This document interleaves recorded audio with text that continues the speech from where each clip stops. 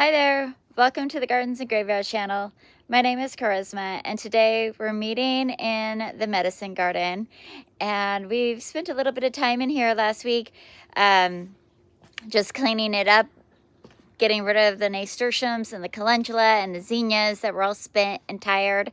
Today I want to get some fall vegetables in the ground and break into my 2026 theme of the year, which is growing a victory garden, which means I'm going to be tucking vegetables into all the spaces in my garden just because I can. Not a huge amount. This won't be like a CSA by any means, and probably not even enough to get us through a year of eating, which is kind of why I have avoided growing vegetables, because I dedicate so much of the land real estate to ornamentals, and I love doing that. But that means that I don't have enough land to produce enough vegetables or fruit to provide for my husband and I for a year, which is just like something I'm hung up on. Maybe I'll get over it this year. I just really want to experience growing all kinds of different vegetables. And I grow on the Oregon coast in a zone 9A, which means I have a very temperate climate. My hard frost doesn't come until the first week of December, sometimes not even until January. And I can grow veggies in the fall. I'm just kind of easing into it with these bulb-like vegetables that I can harvest next year in the spring. So let me show you what veggies we're going to get started, put in the ground. They're already started, put in the ground today. I still need to pick up some garlic from the feed store this afternoon. And then we'll just take a little tour of the herb garden when we're done planting. These are the veggies I picked up at a nursery. I picked these up at Show Nerds a few weeks ago. They've just been hanging out on my plant table for a month. I've got leeks, I've got storage onions, and I've got Imperial Star artichoke. These are the leeks, and they're heavily sown. Both the onions are heavily sown. And when we pull these out, do this somewhere you can see.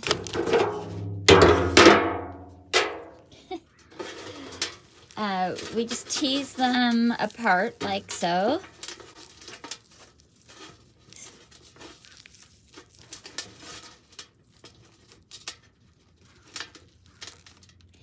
And each one of these little onion greens will develop a onion bulb. Same with the leeks. So I'll remove any of the dead foliage, but we'll just plant them out individually. And my plan is to plant the leeks in this area where the zinnias are right now. The zinnias are just about done blooming for the season. And the leeks, I will actually dig a little hole that will be the depth of the foliage, and then we'll plant the whole plant up to the tips of the foliage so that it can grow a nice big bulb for me. So the leeks are going to go in here, and I'll be able to harvest them before I plant the potatoes, and my goal is to move this pot and plant potatoes in this bed next spring. Then the onion bulbs are going to go in this third tier up here. There's kind of a blank space between the echinacea and the pots. There's a little bit of a garlic chive right there, but I can plant the bulb onions all in that area. Later today, when I pick up my garlic, I'm going to plant this section of the bed that had nasturtiums in it with all of my garlic. Also on the docket for this morning is to cut down my marshmallow. So this mallow this is her first year in this space. It's a 2-year-old plant. We transplanted it over here last fall. You want to harvest the roots of a marshmallow in year 2 or 3. So I'm going to give it another year at least before I even look down below the surface to harvest. You can use the leaves, but I've kind of waited a little too far into the season. And they're not any good. If I have some good ones up at the tippy top, I might save those for maybe a smudge stick, maybe some tea this evening, just to honor the fall equinox and this year's harvest season. But let's get these guys planted, and then we'll go through the rest of the herb garden. Also, the artichoke. There's actually 3 in here. I just don't know if they'll survive in my garden, so I'm going to plant them all together. I've had artichokes before not survive over winter, so I'm just going to, if they will grow over winter, it'll save me a little bit of time and give me a little jump start next year in the spring. If they rot out and they don't survive the winter, then I can pick up new starts in the spring. But I'm going to put these on the top tier between my blueberries, which is essentially right behind this pot. This has lovage in it, and right behind that we basically just have snapdragon. So I'll clear a little space and put the artichoke there, and I think it'll be really pretty to have that texture in the middle of these blueberries. All right, so to begin with, I'm gonna go ahead and separate these out. Probably not the super weak ones. We want them to be pretty well established and ready to go since I'm planting them so late in the season.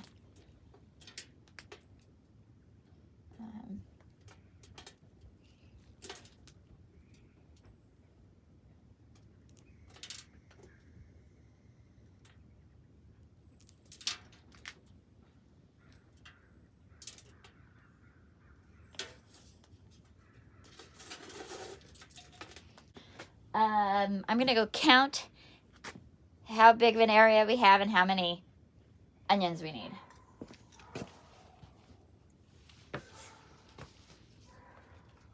So,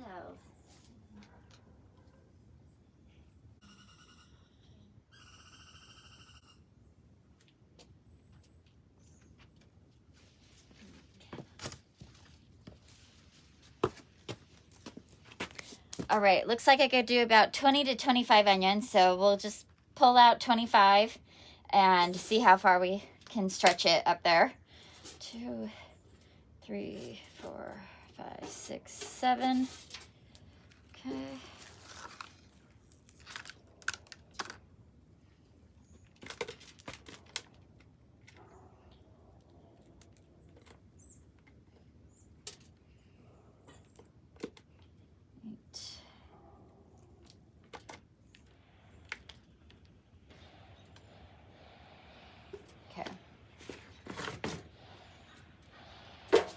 All right, so I ended up with 30, decent size. They say like a pencil thickness. They're all a little bit thinner than that. And then I'm gonna go ahead and just cut the tops of these just so they're looking nice and tidy.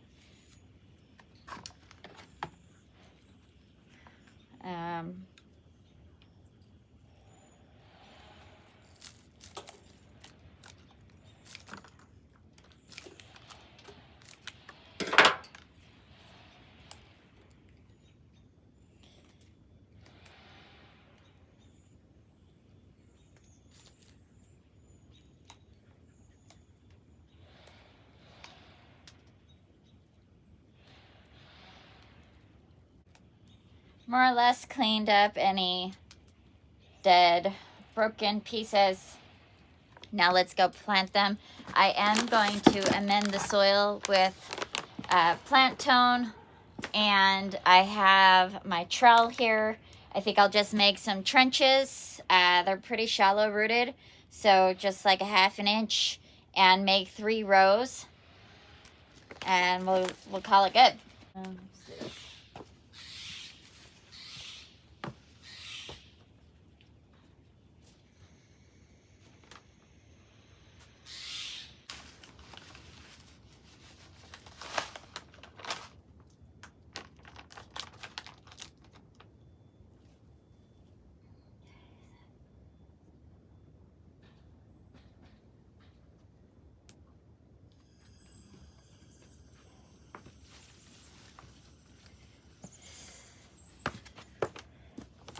All right, we ended up getting 23 in there. Like I said, it's all an experiment. We're gonna see how many leeks we can get into this area. Separate these guys out. Same kind of deal. The only difference with the leeks is we can plant these a lot deeper. So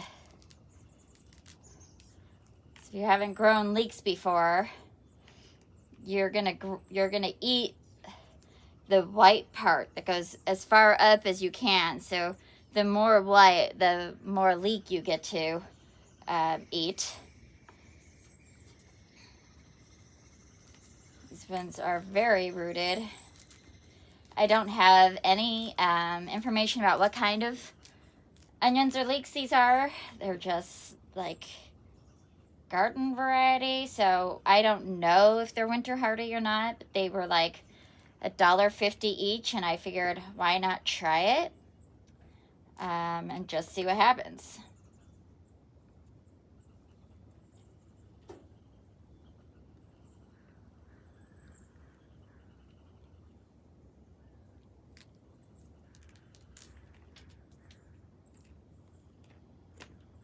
I'm just gonna plant among the zinnias, and I'll just cut those stalks to the ground when they're done blooming.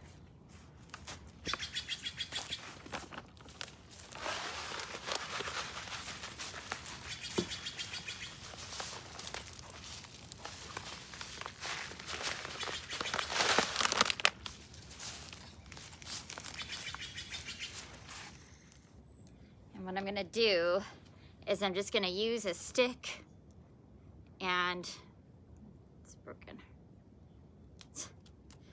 I'm just gonna use a stick and kind of drill a little hole as deep as the stick, really, from root to tip of these greens.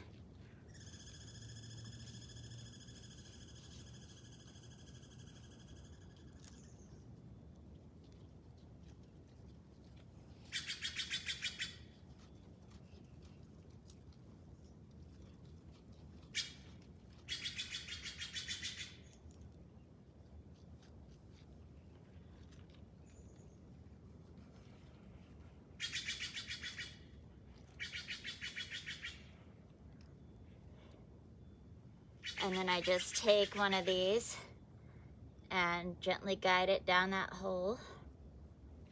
Might need a little extra assistance.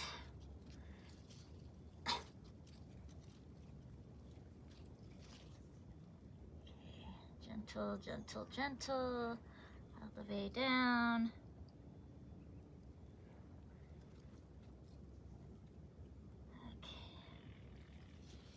And we'll just continue.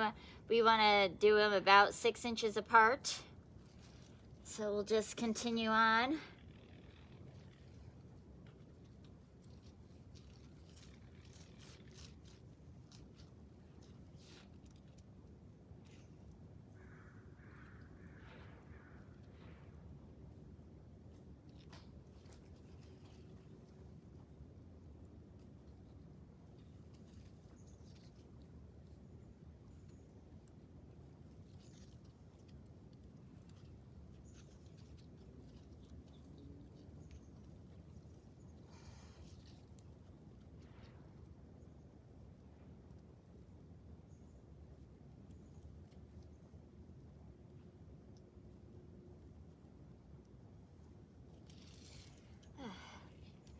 It's not as easy as it looks. Clover in here.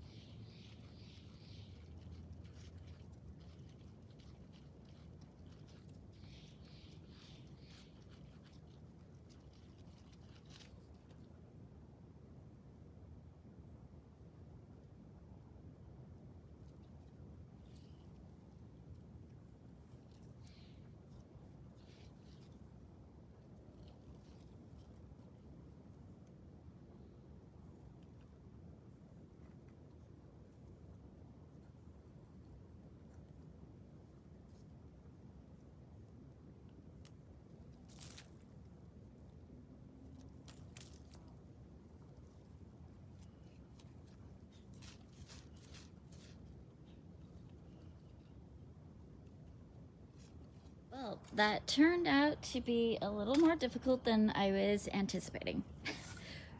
But I got 18 leeks in that space, and we'll just see how it goes. I've only grown leeks one other time, and gosh, it was at least 10 years ago, and I can't remember if I got them as starts or not. I remember where I ordered them. I just can't remember if they were seeds or starts. Anyways, they were beautiful plants. They were huge. What I was reading this morning is that after you've planted them super deep as a seedling, you leave the hole open, you water them, and let the soil naturally fall into the hole so that the soil is really loose around the leek as it forms. I hope that works because that area was really difficult to dig in. A couple of things. We had oregano growing in that space, and then I had a huge crop of bindweed that I could not eradicate. So I removed all the oregano and I left it empty for a year. This year, I only planted zinnias in that space, knowing they would be nice and tall. I would be able to clearly see the bindweed, and they're just annuals, so I wasn't worried about, their crop being affected by the bindweed. Thankfully, we've had very little bindweed in that space this year, but we have a ton of clover, and it's very compacted. So using that stick to like open up the holes for those little tiny seedlings proved to be very difficult. Digging that deep, I disturbed quite a few earthworms, so that was kind of fun to see that I do have worms in there doing their thing. But I don't have a dibbler, and maybe that would help with certain vegetable crops, so I think I'll pick up a dibbler. It never seemed to be like anything that I needed in the past. Maybe I need like a little itty bitty auger. I don't know. Anyhow, the leeks are in. We're gonna get the artichoke done next. We're at the top of our medicine garden, the terraced garden, and we have a blueberry right here and a blueberry right here in their beautiful fall color. And what I'd like to do is have an artichoke right in the middle. So there are some snapdragons that I'll have to move.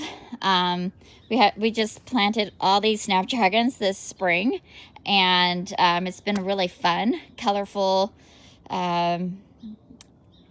event for the summer, but I want to clear a space right here to plant the artichokes.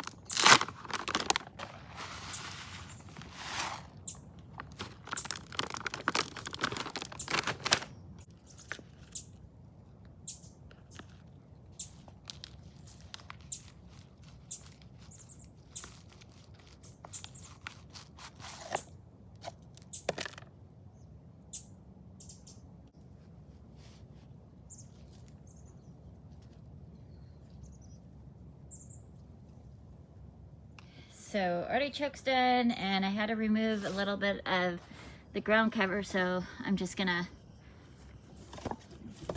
put it in here.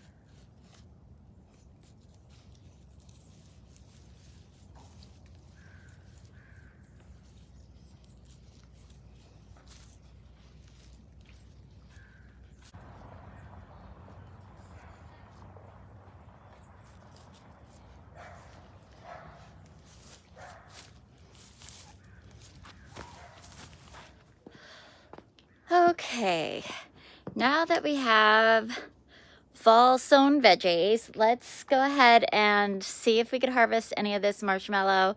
If not, at least cut it down so it's not weighed down by every time it rains. It just collapses and breaks. So I do want as much photosynthesis as possible to go down into the root system. So I do want to leave a little bit of a leaf canopy on there and let it naturally yellow, defoliate, and like go dormant. But the top parts of them have snapped. They're, you know, it's getting to be that rainy season. It's too heavy. So we're going to address that, and then we'll take a little walk around the garden, and then I will water everything in.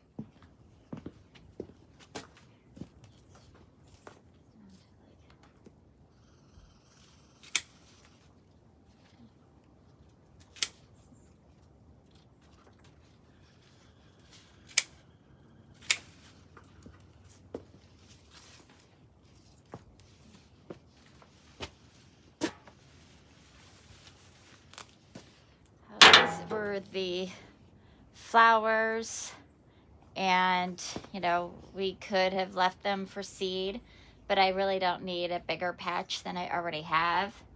All of the leaves look pretty, maybe, I actually have quite a lot of marshmallow leaf left from last year's season.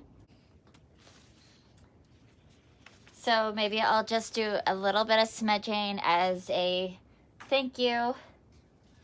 And the rest of it can just go in our compost.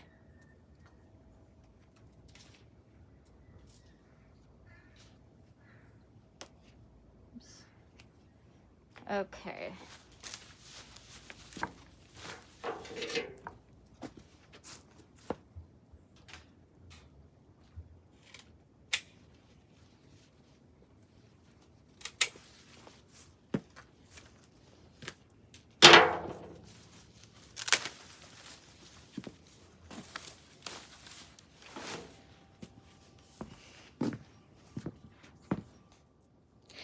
All right, let me take you plant by plant of what is happening in the herb garden on the Oregon coast at the end of September in a garden zone 9A.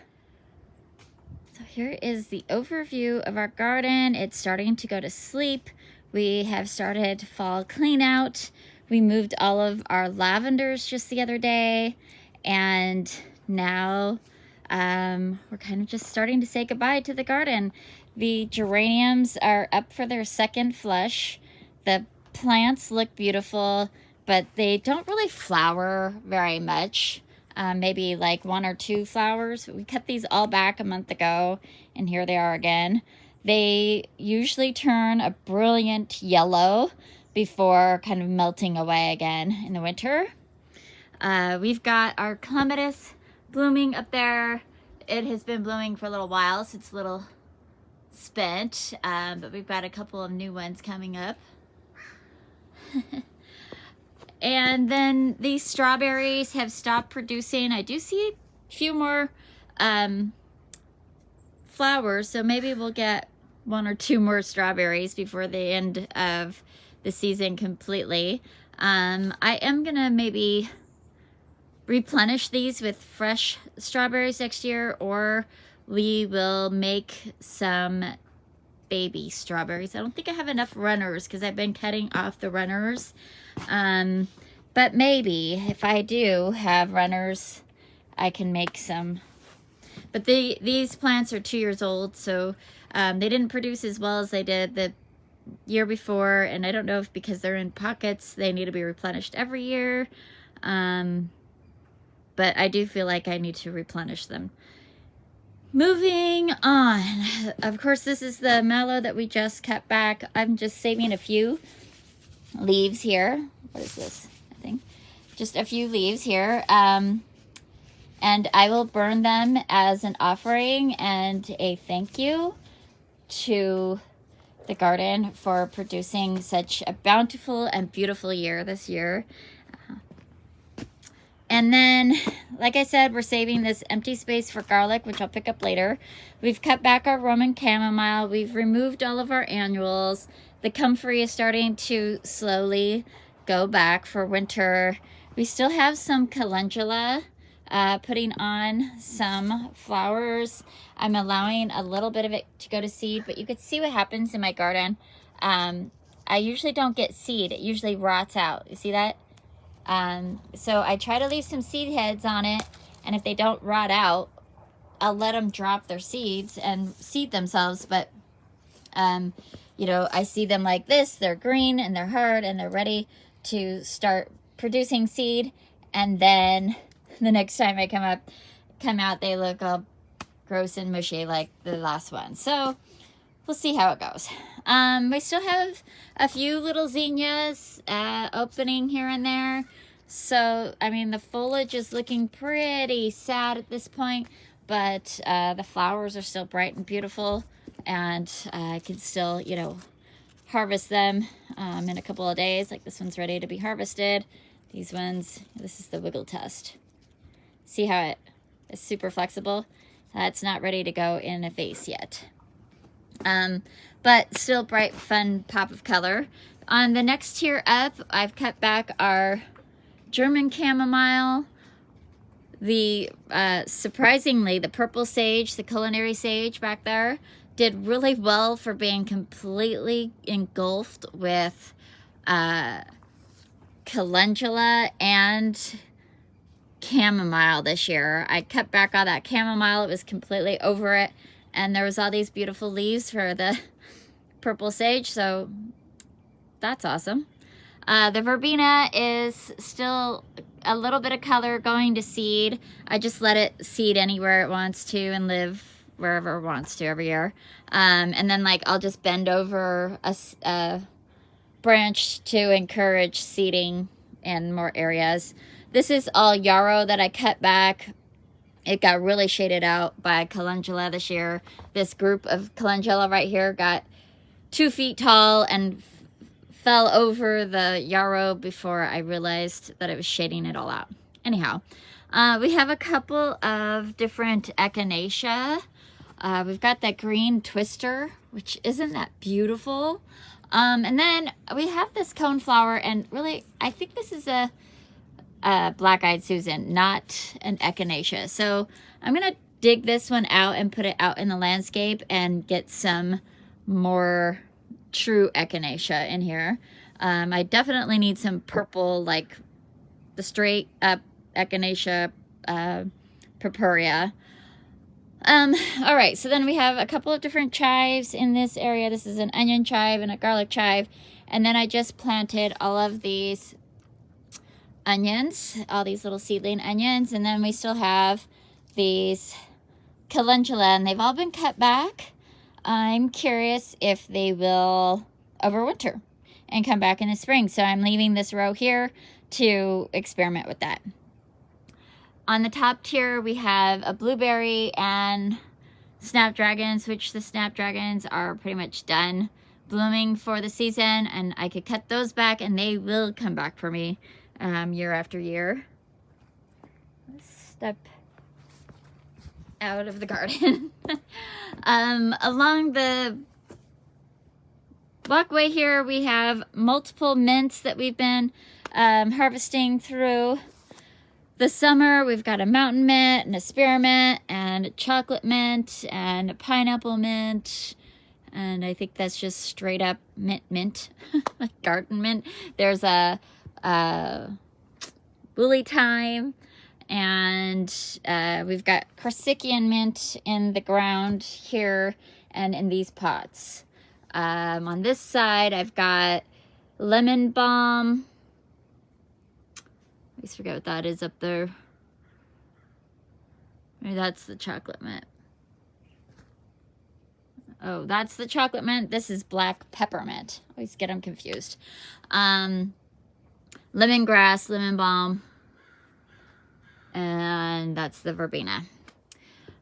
Okay, then panning over, oh, and then of course at the very, very top, we do have our eucalyptus, we have our giant rosemary, and then panning over here, we have our brand new lavender deck, which we'll look at in just a moment, and the upper tier we'll look at from the other side. So starting at the bottom again, we've got a mullein that I'm letting go to seed because I want more mullein in the garden. We've got some calendula that's ready to just get pulled. We've got some borage that I'm also letting go to seed, and I'm hoping to encourage it to kind of go in here. We've got sedum that's just seeded itself here, and it's a bright, fun color for now. And then we have our beautiful artemisia, which just smells so good and it looks so good. We have a few more calendula in here, and then we had some feverfew back in here that I just harvested the other day. At the end of the row here, we have St. John's wort.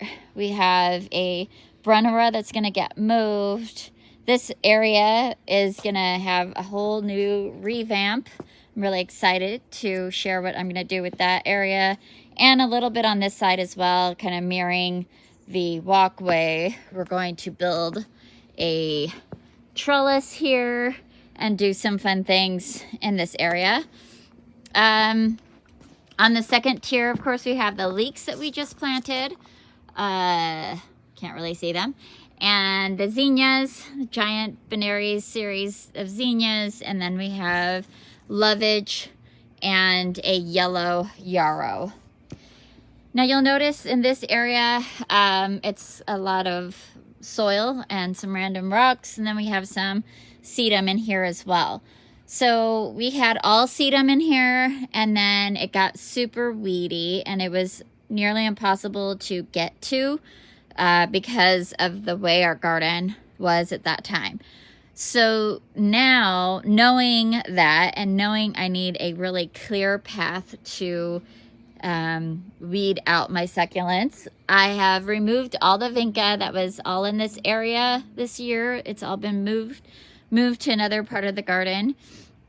And now I am actually pulling all of my succulents out, separating them, making sure that weed roots at least are not tangled up with them.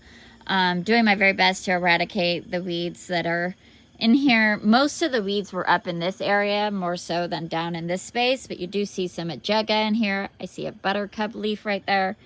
Yeah, but my intention is to recreate this waterfall of succulents all right in this area, and then have a walking space right here, and I can access it from behind these pots at any time because all these pots are on cement pavers so that the mint doesn't escape into the garden. So we have a pile of rocks that I'm gonna kind of situate in here and then start planting different succulents, really focusing on a white colored succulent. If you can see that white one right there. I have some, and I'll get more to create that water, and then having the green and yellows kind of flanking it and just making it look beautiful. So that I'm really looking forward to working on that project, so stay tuned for that. And then let's go up to the top and look at what is up there. Of course, we do have our tower of walking Egyptian onions, which the onions are growing just fine, but I had hoped that when they grew their bulbs, they would fall down and walk into the lower tiers. Well, this lower tier does not get enough sun to encourage them to grow. We've been using them as green onions, and that works just fine. I don't think I'll probably keep this tower for onions, but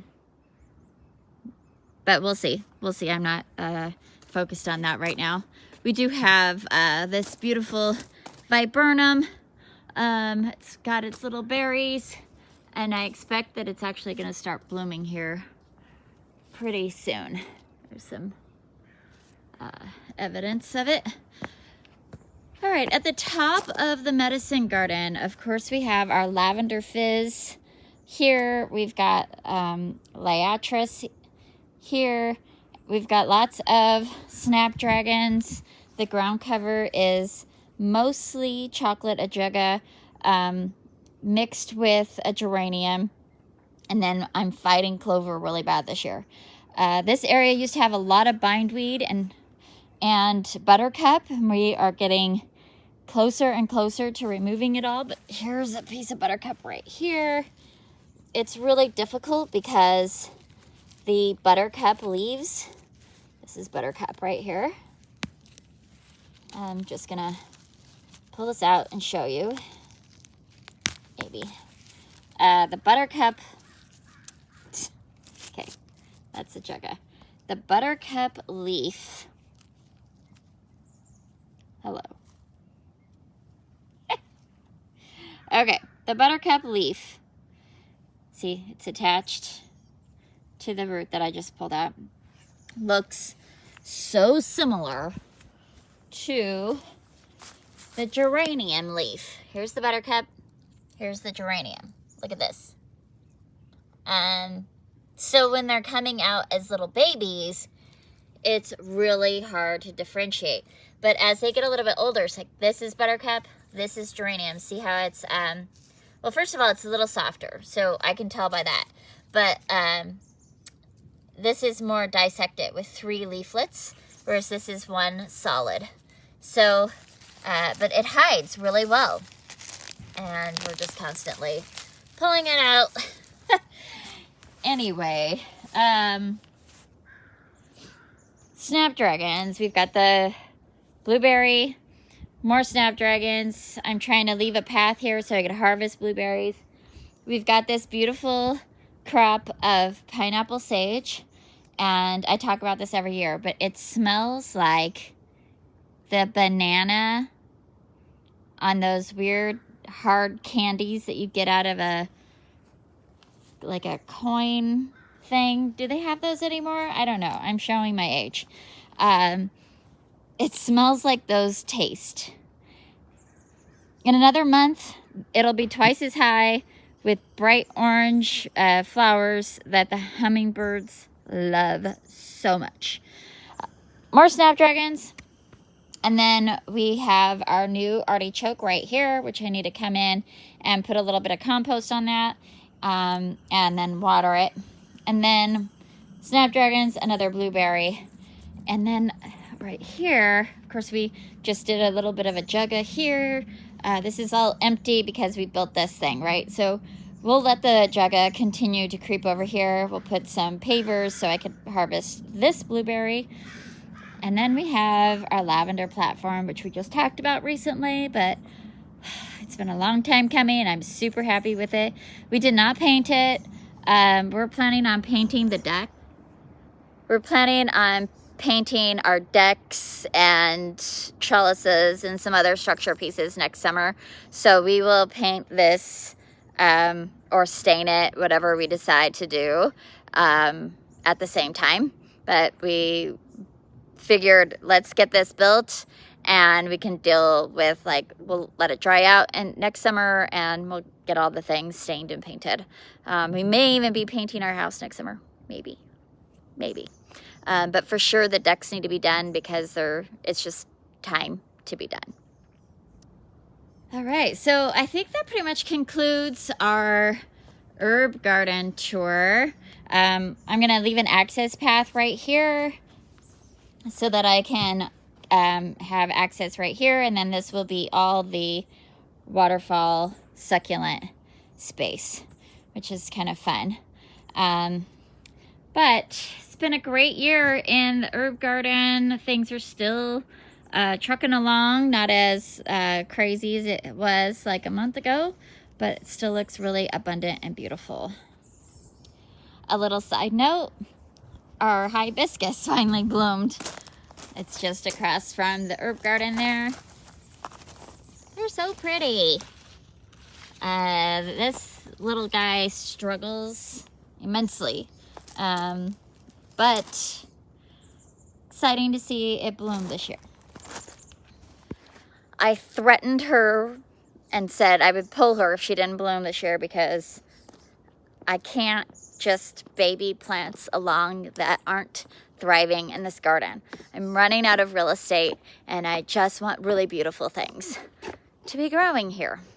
So anyways, I hope you enjoyed walking through the herb garden and getting a little taste of next year's victory garden. I'm excited to get started on that. I could already feel my resistance. I know it's going to be a challenge. I encourage you all to get in the comments below. Let me know how I can improve on my veggie garden adventures. I promise not to be offended. And I definitely need a little hand holding with the veggies. So if you have experience in that and you want to comment below, I'd love to hear any suggestions that you have for me. But until the next video, I hope you're enjoying your life. I hope you're celebrating every day, and I will see you soon. Bye.